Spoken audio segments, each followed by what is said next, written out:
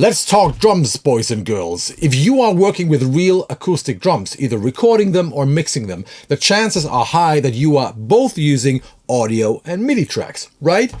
Because at some point you turn your audio tracks into MIDI tracks. Kick drum, snare drum, maybe toms. And why is that? Probably because you want to add samples, right? And there's nothing wrong with that. There's nothing wrong with that. But today I want to show you something else. Today I don't want to talk about samples. I want to show you some other cool things you can do with those MIDI tracks. You can use them to trigger all kinds of cool processors. That's what we're going to do today. It's going to be a lot of fun. Let's get started. Let's just talk about samples for a second. There are actually two ways of doing this. Some people use samples to fully sound replace their probably shitty sounding acoustic drums. Sometimes there's no way around it, right? But if you do that all the time, if you fully replace your recorded drums with samples, you probably end up with something that sounds rather boring and generic. So you might want to think about learning how to record drums properly instead. What about that? And it's not the topic of this video, but have a look below. There's a link to my academy, KOHLE Audio Cult, where we have, I think, 4, 5, 6 different courses about recording drums. If you want to get better, check them out, okay? So let's move on. The way I use samples is to augment my already good sounding drums. So with the samples, I try to add something that is missing. So for example, if I have a snare drum and I want to make it more roomy, but when I pull up the room tracks, whatever, the cymbals, everything gets too washy and doesn't sound cool. I just want to have the room on the snare. Hey, why not use a sample? If I want to have more sustain on my snare, but the natural sustain is eaten up by all the cymbal bleed or something, hey, use a sample. So that's how I use sample. I try to make my already good sounding drums a little better by adding whatever is missing, okay? But today I want to show you something different. I always recommend to have MIDI tracks ready because they are great tools to do other things than triggering samples, to trigger other processors, to clean up your drum tracks, to process them, to make them sound better. And I'm going to show you a few things today you probably haven't tried before. I don't know, you let me know. Let's go.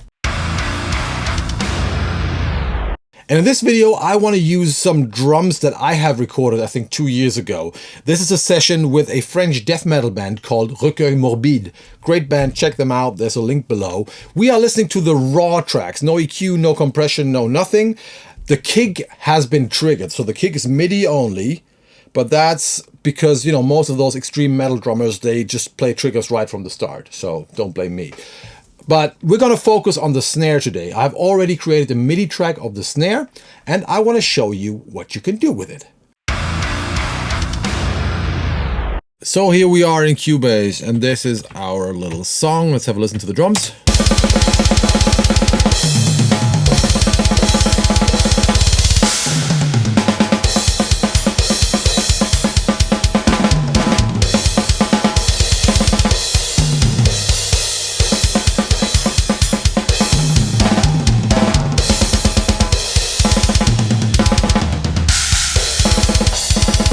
Nice drum performance, death metal, blast beats, fast stuff. Tempo is around, I think, 260. Yeah, pretty intense. We've got the overheads. And we've got the snare drum. And snare bottom. We've got 3 toms.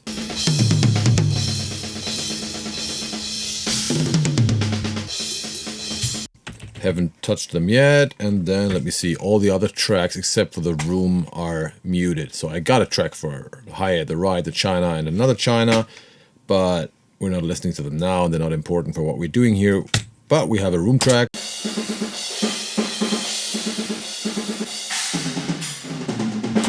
And together it sounds like this.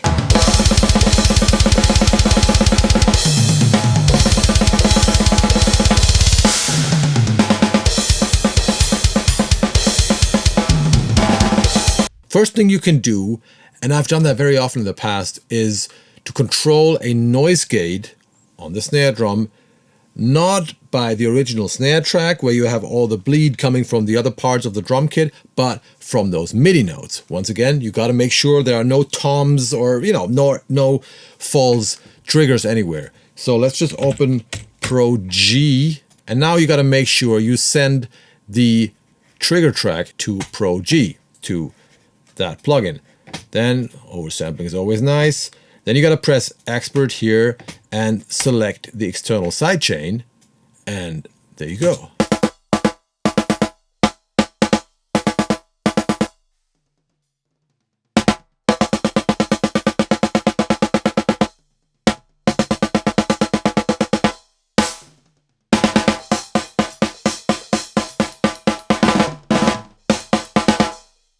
So for example, now you can use the MIDI information to get a very, very tight sounding, a very short sounding snare drum, just like this, from the original performance.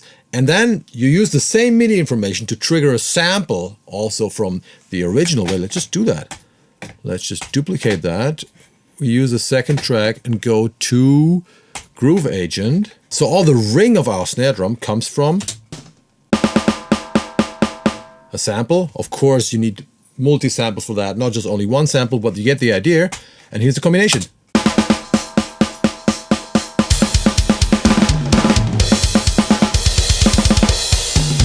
So that's a much cleaner performance.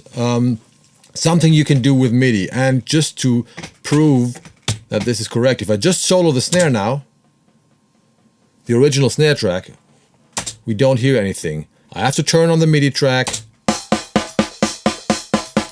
and the gate opens up. But even if you don't want to chop off the snare extremely like that,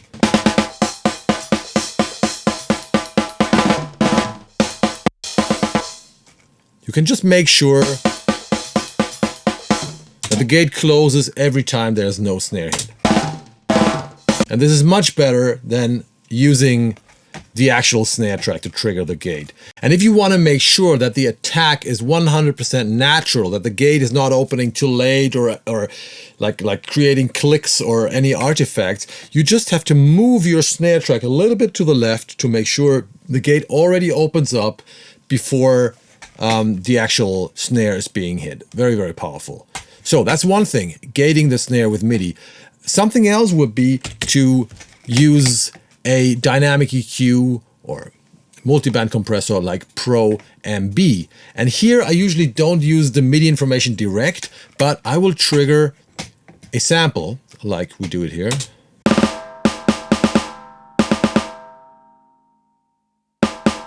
And I would use that sample track as our key for the compression.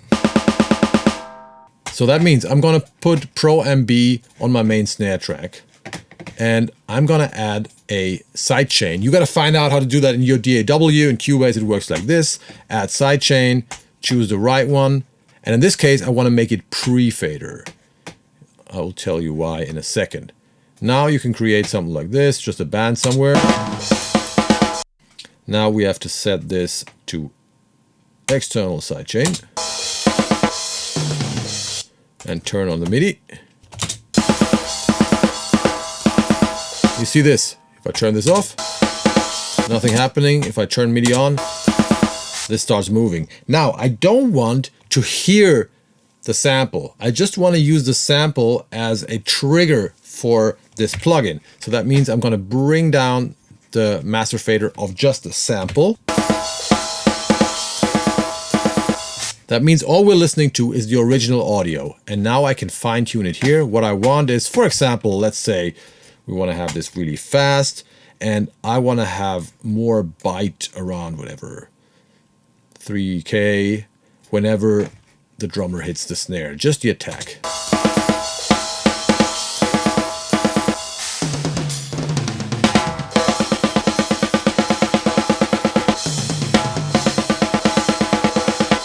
And now I don't have to double check anything because I've controlled my MIDI. Now I know this band, this EQ band, will only move when there's a MIDI note triggering it. Again, very, very powerful.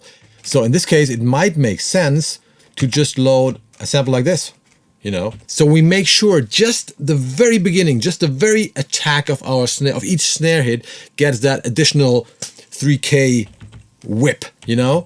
So in that case, it just makes sense to, you can just load any burst of audio. It doesn't even have to be a snare drum into your sampler. And you can define, you know, how long that 3K EQ move is.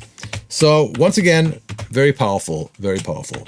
You can also use that to trigger any other multiband compressor. For example, you could put one on the overheads. That's what a lot of people do. You add the same sidechain again. Master pre-fader. And make sure the MIDI is on. Let's say we want to dip the lows on the overheads whenever the snare is being hit.